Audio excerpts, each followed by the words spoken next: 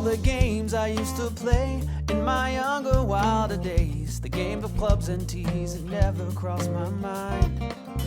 But after some discussion with my closest, dearest friends, I decided that I'd give... Welcome into another episode of the Turn Fantasy Golf Podcast. My name is Andrew Poor. I go by Andrew Putters on all the social medias. This is my buddy Joe Nicely here from Rotoballer.com, lead golf editor up there for them. Number one place in the world for your daily fantasy needs. Joe, does Rotoballer running any specials today? Great to see you, Andrew. Yeah, man, we're always running a special over there. Right now, you can use promo code NICE, N-I-C-E, get our PGA premium package for the rest of the PGA season for $69. We got an amazing PGA DFS research station over there. Josh Bennett's hooking you up with course breakdowns. My man Spencer Aguiar is on absolute fire. Hit 2 outright winners over the last 3 weeks. So we hope you'll go there and check it out. We also got a lot of really good free content. So I encourage you to look at that, and I appreciate you checking out rotoballer.com. Yeah. Speaking of free content, my one and done, I would say that my alternate pick is beating my actual pick by over $1 million right now. It always goes that way, man. It never fails. The alternate pick always does good. Yep. So last week, WGC Workday Championship was a little different this year. They had the concession down in Bradenton, Florida, away from the Mexico Open. So let's start off with the first thing that happened this past week. I guess it was Tuesday morning, about 7 a.m. Pacific time or 7:30 Pacific time. Tiger Woods was on the way to what seemed to be maybe a golf outing of some sort, whether it be friends or whatever, or publicity, who knows. But, he got in a little wreck down there, and if anybody saw pictures, it was very tragic. But the response from the players this week was probably what I expected as far as, Tiger moves the needle. We've talked about it, and even in something like this, it just shows how the golf community came around him and is pulling for him, and we are too here at the Turn. Joe? Yeah, for sure, man, 100%. I wrote in my Core 4 last week, kind of the intro that a lot of us that do this, our guys our age that are into fantasy golf, wouldn't be doing it if it weren't for Tiger Woods. I'd say that's probably the case for me. Remember him winning the Masters in '97. I was a teenager, kind of opened my eyes to golf. So the players that are playing on the tour right now, the same can be said for those guys. They're wealthy players because of Tiger Woods. They're making the kind of money they make because of Tiger Woods. And it feels like the appreciation for him has only grown over the last couple of years since he battled back and was very successful and kind of became a little more relaxed and closer with the current players on tour. It seems like that's only bumped appreciation up for him. So his win at the 2019 Masters was not only the greatest comeback in golf, but the greatest comeback in the history of sports, in my opinion, which is really saying something when you consider everything. So wish him nothing but the best. Hopefully we can see him in some capacity again, but really just hope he has a pain-free life, man, and can live his life to the fullest, spend time with his kids, and hopefully we'll get to see him on a golf course again, though.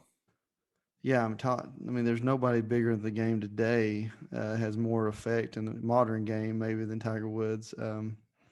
Not to discredit what the ones that came before him did, but yeah, it's this. Once again, we could have more of a special story. Obviously, I'm not looking ahead at all the golf, just golf only, but God, I'm ready for the next comeback, Joe. Yeah, it'd be really nice, man. Might be hoping too much. Like I said, my big things, I hope he's just healthy, has a good quality of life, and can hopefully still play. But yeah, that would be kind of over the moon to think he could come back and maybe get another win after this. But the guy just keeps proving us wrong, that he's able to do amazing things. So just wish him nothing but the best, man. Yeah, absolutely. So moving right into the action this past week. Colin Morikawa. I don't want to say that he won coming out of nowhere, but for me, it was out of nowhere from the standpoint of the putting woes. We know what kind of talent this guy's had. Now we're looking at what 41 starts now, 4 wins. It's ridiculous. Which brings me to think that hey, we can find this guy at 25-1 any week playing on the to win. What do you think about that, Joe? Yeah. I mean, my thoughts on Morikawa. Kind of, I've expressed my feelings for him on this show. The type of belief I have in his talent, and I've said it before. I think he's the best iron player I've seen since Tiger Woods, and I firmly believe that. Kind of continues to prove that when he puts it. Okay, he's in contention. We saw maybe some signs, maybe some signs we should have paid a little bit of more attention to at Riviera when he gained almost 8 strokes with his irons, but lost almost 8 strokes putting. Maybe we should have saw that coming, that there was going to be some improvement there, but he really did look bad at Riviera. But yeah, man, it was, speaking of Tiger, it was a kind of a Tiger-like performance Sunday, almost clinical, surgical. Morikawa kind of makes the game look boring when he's playing well. That's how you know he's really good, because he's hitting in there tied and has 10 or 12 feet for birdie every hole. And I think the sky's the limit with it, man. He's already got a major under his belt. Like you said, 4 wins already on the PGA Tour. That was his first WGC. Just kind of keeps setting the bar higher and higher. And I think if the putter holds up at least decent, we're going to see him in contention a lot this year. So let me get this straight. So technically, the season started with the PGA Championship, right? I think so. It started in the fall, Okay. the new season. I was looking online the other day and it just showed 1 win this year, which, but I thought that they were looking at 7 majors this year. And the reason I asked that question is because now we're sitting here, maybe a dozen tournaments in from the fall swing till now, maybe 15 tournaments in. And Morikawa's got a major win and a WGC win. Got to be the front runner for Player of the Year. Even what DJ has done, winning the Masters, got to be the front runner. I mean, come on with that. Yeah, I mean we're early in the season, early in the year, kind of progressing into the season well, but still early in the year. But yeah, I think there's a lot to be left as far as that goes. But like I said, man, I think the sky's the limit for Morikawa, and we'll talk about Victor Hovland a little bit later this week for the Arnold Palmer this week. But these guys just continue to impress, those two especially. Expect big things to continue for both of those guys, and really excited about the future they have in front of them. So, Joe, we've really only touched on Colin Morikawa, but let's finish talking about this term before I want to move on to the next one. But yeah, like you said, Morikawa and Hovland, 2 of our guys right there at the top. Really a ball, like what we would see as very good ball striking leading the pack up here, even though you had some, Patrick Reed maybe in there, and Webb Simpson hits it good, but not as far,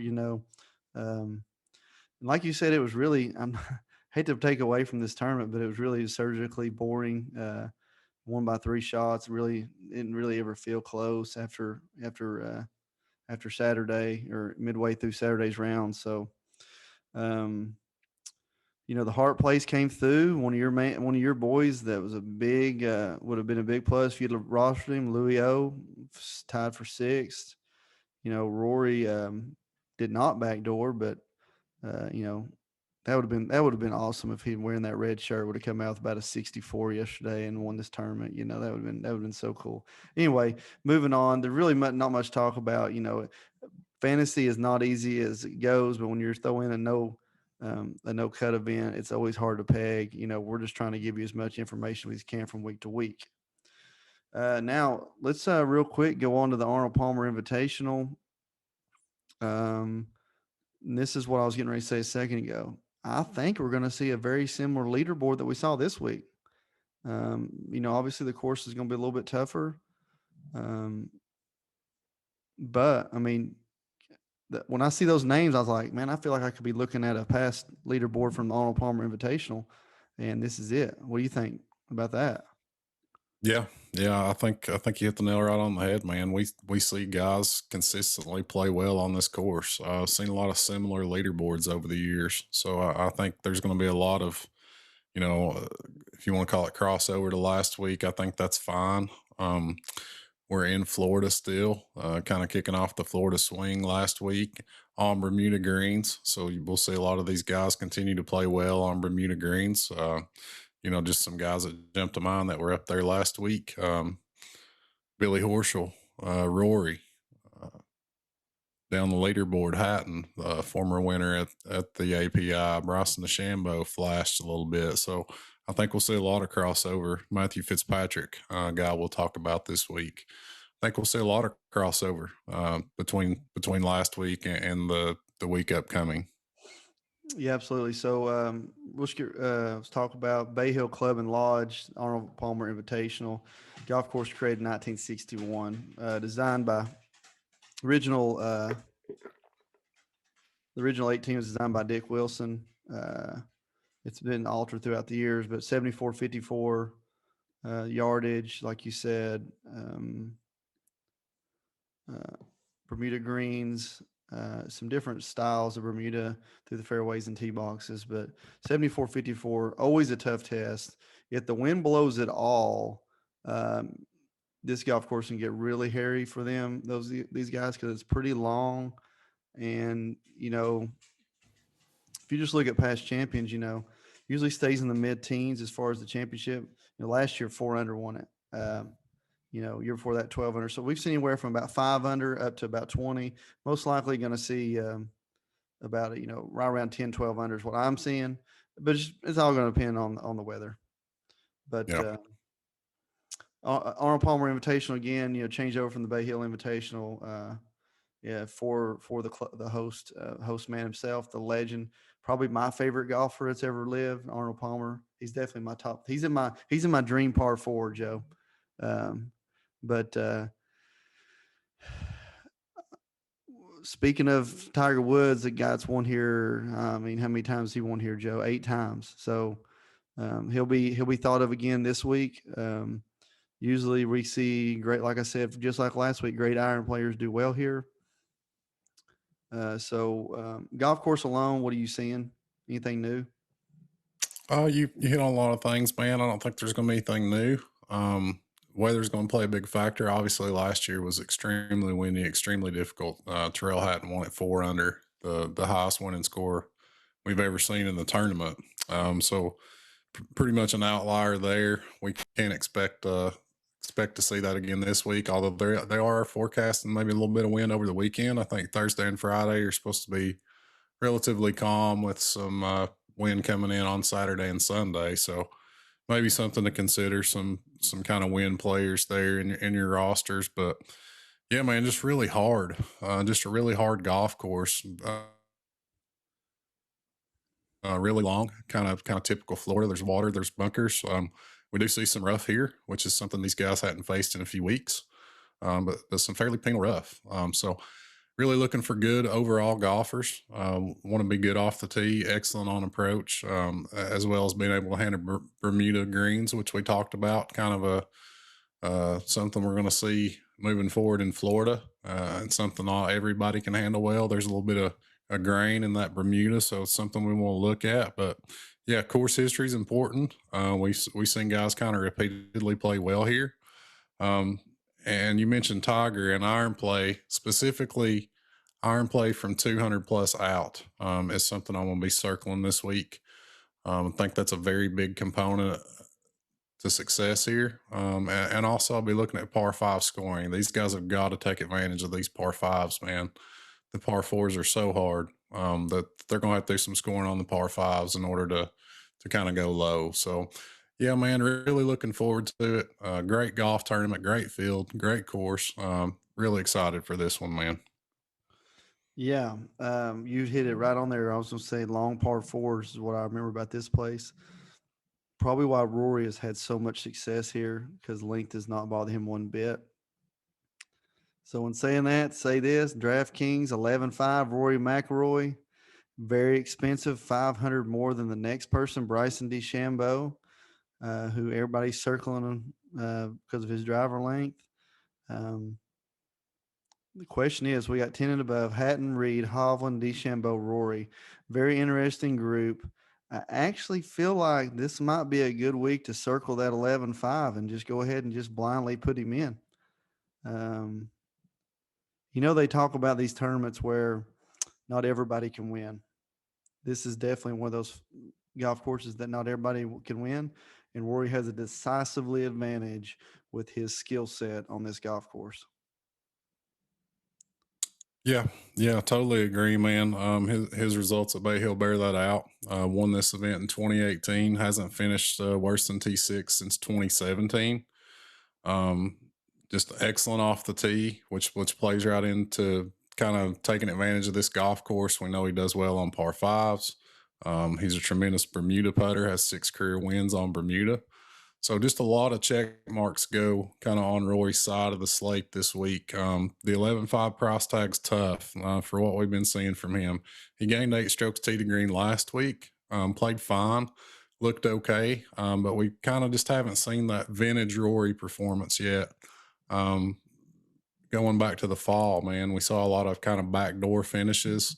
We saw Rory be there at the Farmers and not be able to close, kind of fade out. So just hadn't been able to put things together for 4 rounds. You feel like when that comes, it's going to be a victory, and this is a very intriguing spot to just try to jump on him, like you said, Andrew. Just kind of swallow things and pay up the 11.5 and just take your chances with Rory.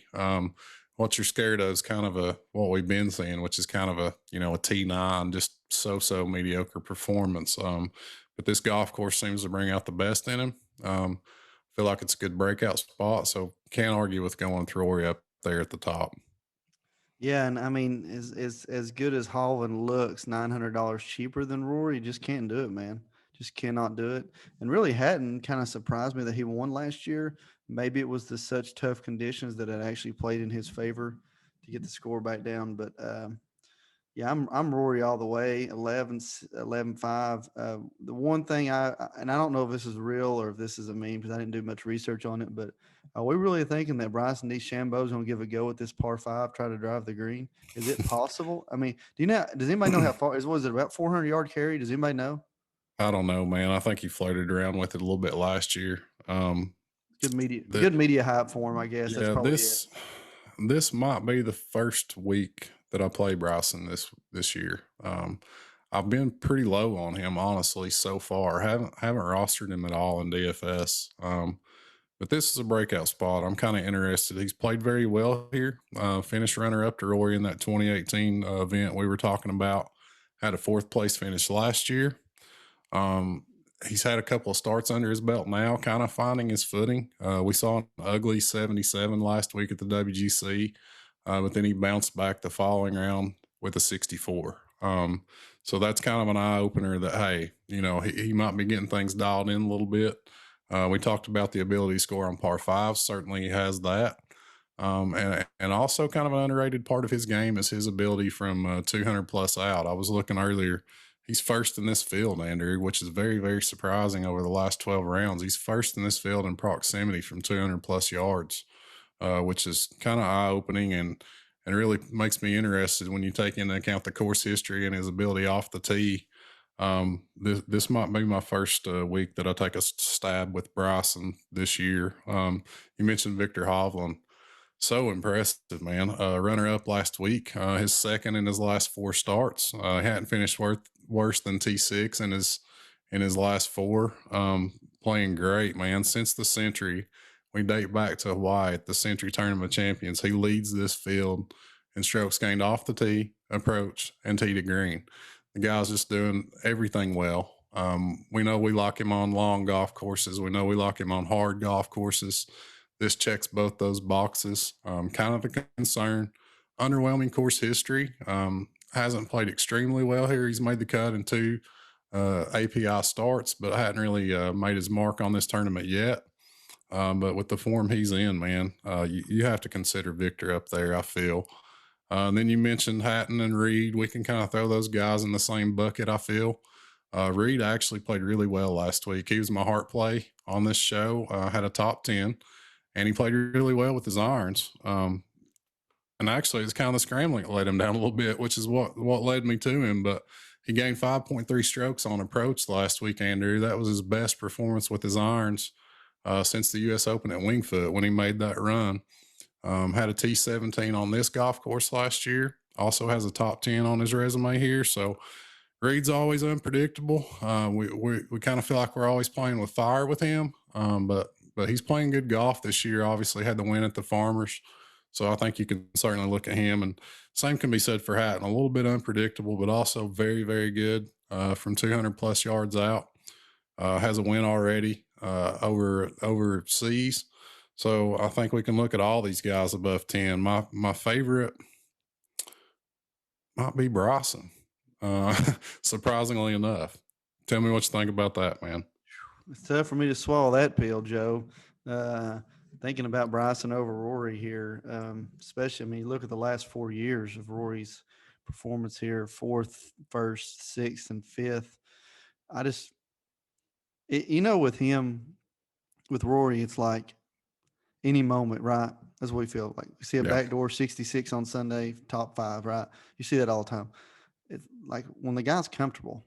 So I feel like when he drives on this property, he's comfortable, he's happy, he's relaxed, and just tee her up and let her fly, and that's why I'm in on that. But I would have like a plan B for me, and that's going to be like a Sanjay,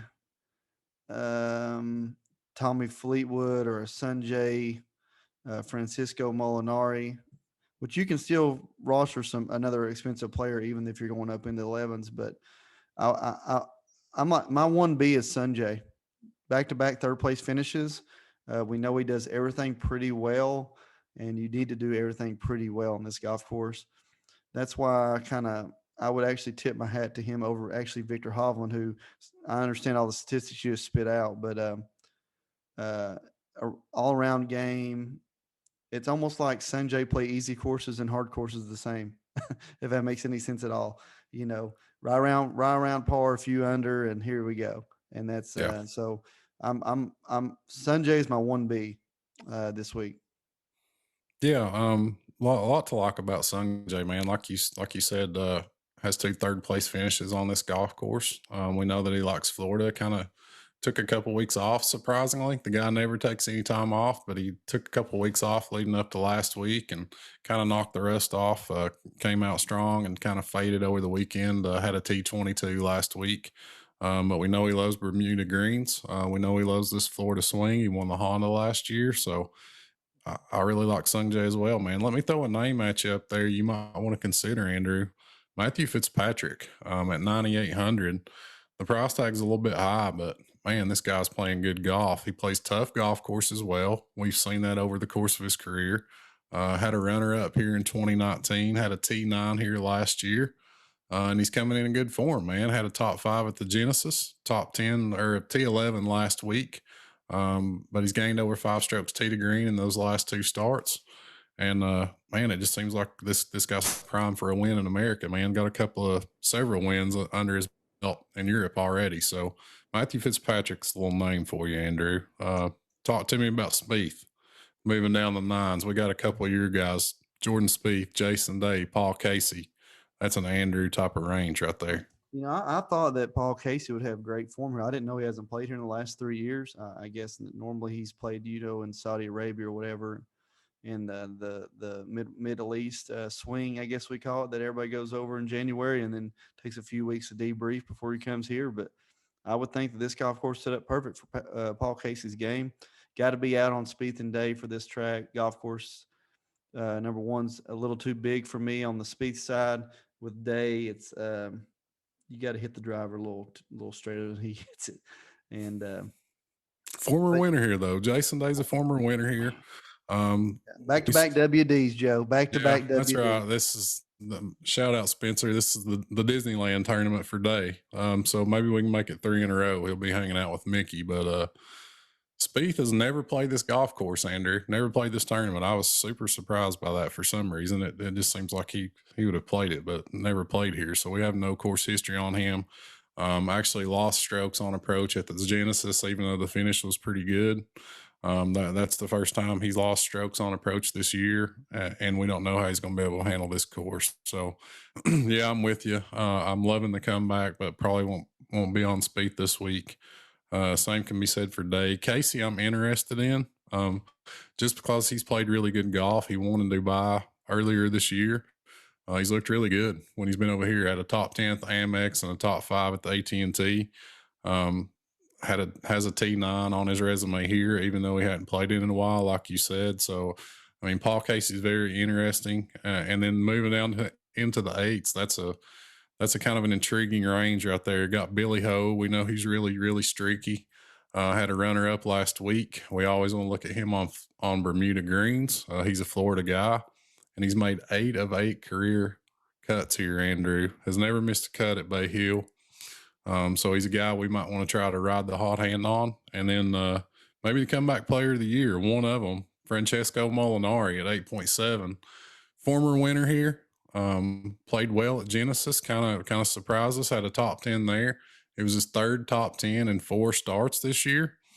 And he's played great at Bay Hill, man. Has the win and 3 additional top 10s and 7 career starts here. Trails only Rory and Bay Hill scoring average at 70.18. So, I mean, I think we can look at Molinari. It's a little sick at this price, but the guy's a major winner, and he's kind of showing us he's back in form. And then my guy, your guy, everybody's guy, Willie Z, the kid's been playing for like 2 months in a row. He's got his card, and he doesn't know how to act. He's playing every week. He's like the little Sung Jae Jr., but you got to love him, man. 8.6K, just continues to impress. Had a top 25 last week. He's got a top 25 in 4 of his 5 starts this year. We know he plays hard golf courses well. He does everything well. The only concern is the putter on Bermuda. Hadn't really shown us much in that area yet, but from tee to green, man, you have to really like Will Zalatoris. I like Willie Z. It seems, he hits his irons long, hits it straight, hits his irons well. We know, he's got to be a top 5 ball striker, like we said before already on this podcast in previous episodes. But I'm gonna be looking for places to plug him in with, when par 5. I mean, I know par 5 scoring matters here, but whenever we're playing courses where you're going to be reaching par 5s at a regular basis, and this is just not that place. And I don't know, the no course history really throws me off, but I mean, could be totally wrong on that.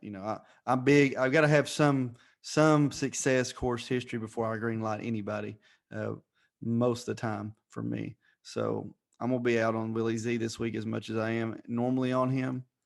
You route off a ton of names that have great course history. We're still rattling down the list, but that's why I'll be out on Spieth. Paul Casey's he's a little 50-50. Like I said, I hadn't played here in a while, but like I said, his game looks like perfect for here. One guy that surprised me, if I'd have shut my eyes and said the guy's got to have a great course history here, it'd been Hideki Matsuyama, but he really just has very mediocre course history here.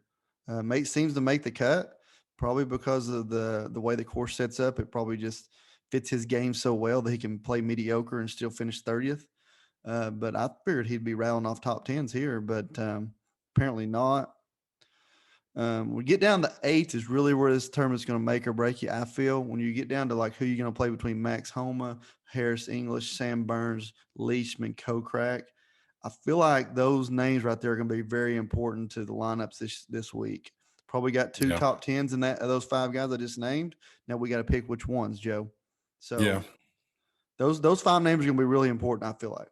And Willie Zalatoris could fit into that range too, but I feel like those 5 names I just named are going to be very important to this field. Yeah, I 100% agree, Andrew. I think that's going to be a really important decision this week, who you go with, kind of in that 8 to 8.5 range. I would toss Molinari in kind of a tier above that just because of the course history and the recent form. But Zalatoris down through really Jason Kokrak, Kevin Kisner in that area. A lot of intriguing options in here. Sam Burns is a guy we talked about a lot on this show last year, kind of in the swing season, had a couple of top tens, and a guy we really feel like has a chance to be a star, honestly, on the PGA Tour. And he's looked like it so far this year. Had a really true breakout opportunity there at Genesis. Looked like he was going to run away with that thing. Stumbled a bit during that windy day Saturday at Riviera, but you look back and you think, well, Burns kind of coughed that one up, but he really didn't. Had a tough weather draw there Saturday afternoon, and then went out Sunday and shot 69 in the final round at Riviera. So he's a guy we can certainly look at. He kills par fives. He's known as a tremendous Bermuda putter, Bermuda Burns. There's where that nickname comes from. No great finishes yet at the Arnold Palmer, but he's made the cut in all three of his career starts at Bay Hill. So I think we can continue trying to ride Burns. Max Homa, man, all the stats line up for him to play really well here. Had a top 25 in his debut here last year. But you just kind of wonder where he's at after winning at Genesis. Had a decent showing last week. So maybe, he's a guy that we can stick with. We know he likes to play tough golf courses and plays them really well. And all his stats line up. Leishman, kind of a course history play here. Former winner, had a runner up here last year, but lost 5.5 strokes tee to green last week, Andrew. I kind of locked him last week. He's certainly disappointed with his tee to green play. So even though the course history's there, I don't know if I'll be going back to Leishman. And Kokrak's another one with a really good course history. Has 3 top 10s and 8 career starts on this golf course. Had a top 10 last week. Did kind of do it on the strength of putting. Gained slightly over 4 strokes on the greens last week. Tough to count on him doing that again, but Kokrak's certainly a guy you can look at. We know he's got plenty of length to handle this course. So in that range that you talked about, I would probably lean Sam Burns and maybe Max Homa. Yeah, I can't disagree at all. I mean, we got to feel like the most recent form with Harris English, maybe, he peaked last year, and, golf is going to have its ups and downs. Not that he's, this is not throwing any shade on his game at all, but he played so well last year. It's hard to keep that continuing and getting better. So you may be taking a little step back in how he's performing. We should see him, though. I fully expect to see him playing well again in the future. I do like Sam Burns. Like you said, the break. I hear these guys talk about all the time that you have to learn how to play when you're up there on TV on Sunday, and it's completely different muscle you're working with the brain. And so I do like Sam Burns' game. He always hits the ball well. We know Max Homa's a tee to green type of golfer. Leishman is interesting to me. Like he said, he's been trending up this year. Former win or great course history here, and I love his price. Like you said, former champion, former runner up. I like his game a lot. Kokrak, I'm probably on this group. I'm probably the lowest on Kokrak, mainly because I don't feel like I feel like Zalatoris to Kokrak. Kokrak has the least ability to win. And so that's why I'm saying I'm the worst. I'm the most down on him. For me, even though I said I would not be rostering Willie Z, this group, I'll be honest. If you're just looking at this group alone, I really like Leishman and Willie Z over the rest of them. I might throw Sam Burns over Zalatoris just because maybe he's been there so far. That's just my take on this group. Probably not as high on Homa as you are. Yeah, I'm going back and forth on Homa. Kind of always like to reiterate that we do this on Monday night, so hopefully I'll come down on a side on him as the week progresses. But I was kind of surprised to lock him as much initially as I do. You almost wish he hadn't have won a couple of weeks ago. I would almost be more likely to play him here. But he had that big win and then played, the following week, played last week, followed it right up. And even though he played well, you kind of feel like he's going to run out of gas a little bit at some point. But but I really like Homa statistically. But that 8K range, like you said, it's going to be crucial this week. It feels like, because there are some players in there capable of winning this tournament, with reasonable price tags. So the 8Ks are going to be important. And as you get down in the sevens, I feel like there's a lot of viable options as we work our way down, Andrew. Obviously, we're taking on a little bit more volatility than we are at 8K and above, but I think there's certainly some viable plays we can look at, some excellent GPP options. Kind of right off the bat there at the top, Taylor Gooch jumps out. He's a guy I absolutely hate to rely on. Not a guy I'm going to put in any type of not a guy I'm going to put in any kind of cash lineups or extremely high dollar entry fees, but a great GPP play in my opinion. We saw him, play well at Genesis, a course where he had really good course history at Riviera, and the course history here is good as well. T13 and a T26 in his last 2 starts at Bay Hill. So Gooch is just one of those guys, man, that seems to turn up and play these hard golf courses really well. I think you can give him a look. And then you got a couple of veterans. I'll let you talk about them. I tried it a little bit last week, kind of dipped my toe in the veteran water, and it worked out okay with Louis O and Day, but Justin Rose did not perform. And he's got great course history here, Andrew. So tell me what you're thinking. Same can be said of Ricky Fowler. I'm kind of thinking I'm just out on these guys till they show us a little something. What do you think, man? Buddy, I'm all in on Justin Rose at this price range. You're all in. You're going in on J Rose. Especially if we get up here in the scenario where we got a little wind. Par is going to be a good score. We are waiting for it. Just crazy to me that 2 years ago this dude was like top 5 in the world and like probably not top 20 in the world right now. That's insane to me, because it was like he was a top 10 machine for like better part of 5 years. Every time he teed it up. So, but I can understand. I'll never understand making an equipment change when you're the number 1 player in the world. When you played TaylorMade equipment since you were an amateur, since you turned pro, and not only do you leave TaylorMade, but you leave TaylorMade for Honma golf equipment. We know Justin Rose likes to cash checks, but he might regret cashing that one because it has just not been the same ever since. Yeah. I'll be honest, Joe. Right down here, a guy that I'm gonna be green lighting more than Justin is Lanto Griffin. He's only played here one time, tied for 36 last year. But I'm not saying he's a rising star, but the dude plays good. Seems like week in, week out. One guy I want to ask you about. I was surprised that Lowry does not have better finishes here, but one guy, Hoffman's course history, Charlie Hoff. Is this just one of those tracks that when you get him with a 4-iron in his hand, he has an advantage? Yeah, man, he's just a veteran, kind of been around the block. He knows how to handle these tough golf courses. He's obviously seen them numerous times over the years. And Hoffman's a guy that I've kind of flirted with a little bit this season, but never seemed to peg him right. Had a top 10 at Pebble, gained almost 5 strokes on approach at Genesis. So, I mean, he's certainly a guy you can look at. Like you said, a kind of a veteran that knows his way around this golf course. Has some real good finishes here over the last 4 years.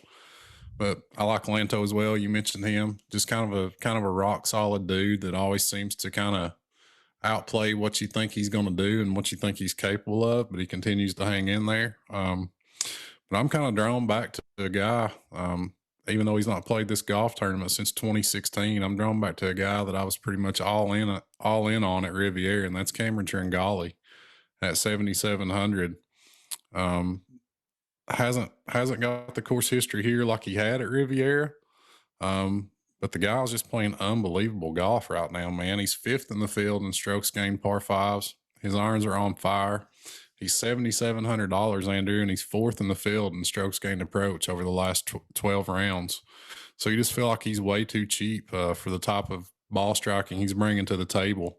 So I'll definitely be looking at Cameron Trangali again. Loved him at Riviera and love him this week. Lanto I like. And then I drop down to the sicko play of the week. Let's go ahead and talk about him. Emiliano Griot, your man. Talk to me about him. Great course history, man. We know he's a ball striker. Can't put it into the ocean. Had a T11 last week in Puerto Rico. So tell me what you're thinking about Emiliano this week. I mean, when he tees it up here, you got to feel like you said, he's going to have an advantage because he's just a fairway and greens kind of guy. I mean, if you look at statistically who has played well, like you said, big course history tournament. I'm going to go down through a list here. Emilio Griot, Charlie Hoffman, Luke List, Chris Kirk, Patrick Rogers, Keith Mitchell, Lucas Glover. Those guys all have something in common, Joe. They hit their long irons good. Yep. And the one that, and not to take away from who you're talking about, Griot, but one that really surprised me is, Luke List. Geez, Louise, top 20, three straight top 20s, dating back a few years back, along with, like I said, what you need to do is go down through this list, write it down on a sheet of paper, everybody in this tournament. And if they don't hit their long irons good, just scratch them off. So that's going to get you down to about 20 guys and pick your lineup there. Yeah. Yeah, I agree, man. I was going right to Luke List. After touching on kind of the mid sevens, I was going straight to Luke List. So you read my mind on that one. He's fourth in this field in career scoring average at Bay Hill. Has a 70.5 career scoring average here. Like you mentioned, has a T17, T7, and a T10 in his last 3 starts in the Arnold Palmer. Had a top 10 at the Farmers, had a top 25 at the Amex. He's 6th in this field in ball striking over the last 12 rounds, and he can just get it done from tee to green, man. So I'm certainly in on Luke List. We don't like to trust him, but talking GPP plays with upside, I'll be there at 72. And another guy that you mentioned, you kind of read my mind with that little list, Andrew, our boy, Chris Kirk.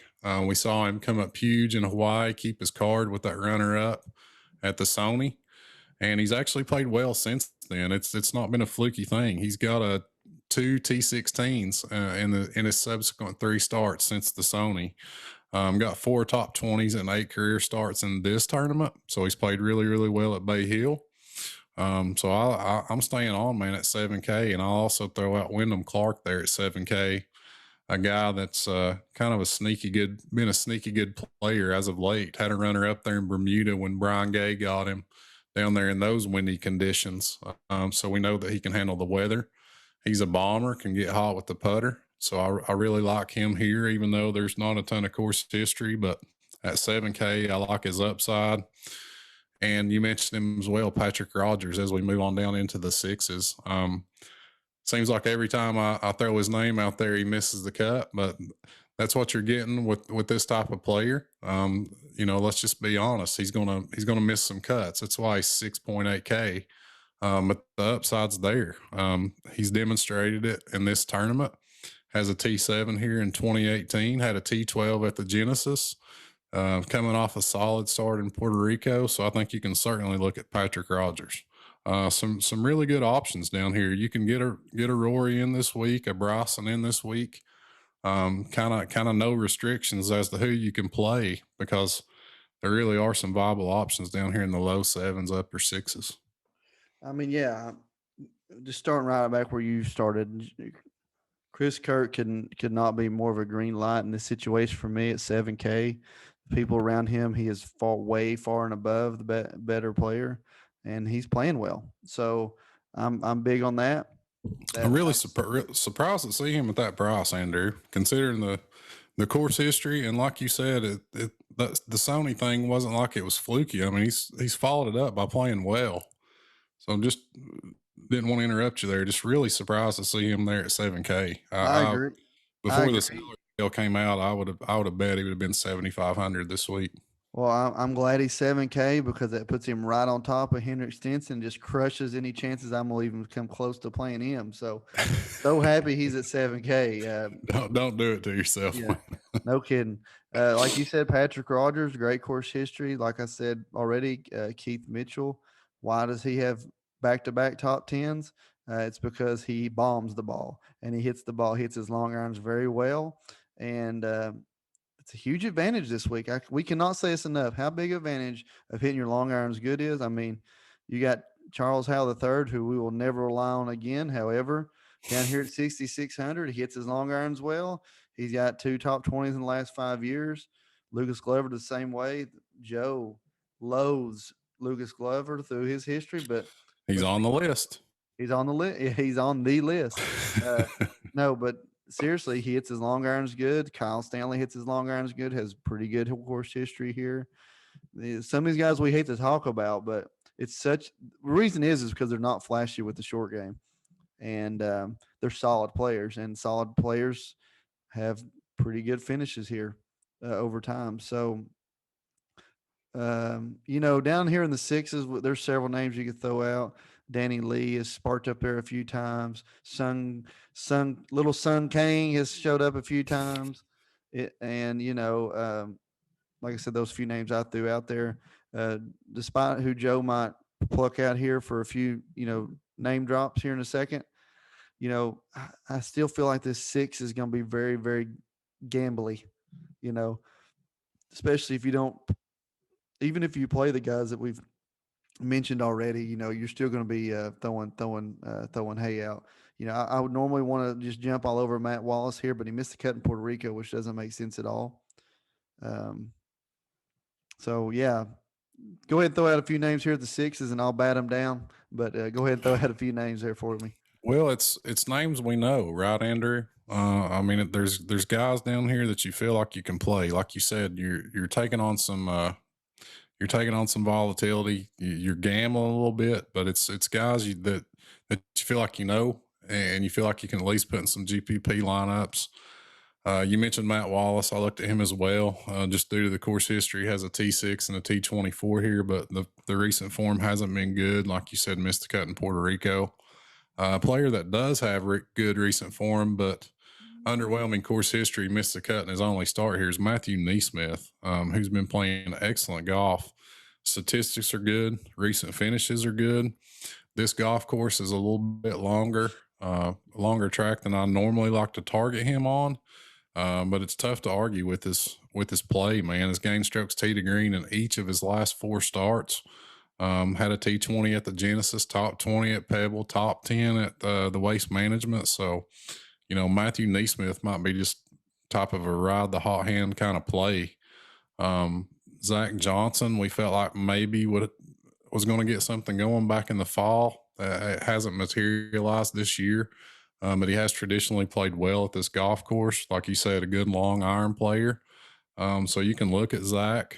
And as you move down, a name that jumped at this price at 6.5K, another guy that after his Masters performance, I kind of thought he might be in for a big year, but hasn't done it yet. And that's Dylan Fratelli at 6,500. Kind of surprised to see him down there, but with his recent form, it's tough to argue. Missed the cut in 3 of his last 4 starts, Andrew. Just hadn't played great, but he's a guy that we know is capable if he gets things going. I'm going to shout out our boy Will Gordon. He's been playing much, much better. This, believe it or not, kind of feels like the track where he could get something going. Adam Long has good course history, but has missed every single cut on the number, it feels like, lately. But I think you can look at him at just 6,400. And then as you move down, man, even down to the stone minimum, there's guys you can take shots with. Keep digging. I don't know that I'll go much lower than Will Gordon, but there's certainly some options there that are, punty options, of course, but guys you can look at in GPPs and large field GPPs. But yeah, man, I really like this salary slate top to bottom, Andrew. Like this tournament. There's some guys that we can feel really good about. Got plenty of options up top. So all in all, man, this is going to be a really fun slate. I like the salary scale this week. Yeah, it should be. Like I said, we've thrown out some key names in the 8s. Threw out a few names there in the mid to high 6s, and a few names there in the 7s that we like. And like you said, it should be a great tournament, great field. Unfortunately, what we've already touched on is that really the course kind of forces maybe more of an advantage to a certain style of player. That's okay. It's going to be a great week. Arnold Palmer Invitational never disappoints as far as creating a great championship. One last thing I want to shout out that we did not cover in the opening is Brandon Grace, man. Long story coming. One of the most horrific putters on that ever teased it up. But I didn't know this. Just lost his dad, a month ago there with COVID, and ends up holing out for eagle and birdieing the last hole to overtake Johnny Vegas in the Puerto Rican Open. I'm kind of a little bit hate that golf tournament doesn't get a little bit of viewership because that golf course is really good down there in Puerto Rico. It's actually usually a really fun tournament to watch.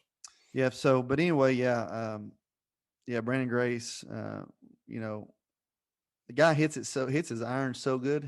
I'm not saying that you might want to roster him this week, but he does hit his irons so good, long irons especially.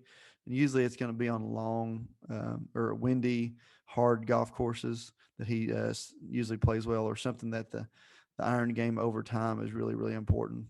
But anyway, Brandon Grace with the win last week. That was pretty cool to see. But yeah, so last but not least, Joe, where's your heart at for the AP Invitational? Man, my heart.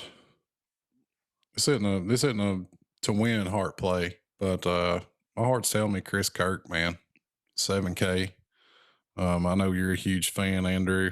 We're always pulling for the guy, but sentimental reasons aside, this feels like a guy that's in really good form, that's played well on this golf course, and is underpriced this week. So my head and my heart are telling me Chris Kirk, man, at 7K.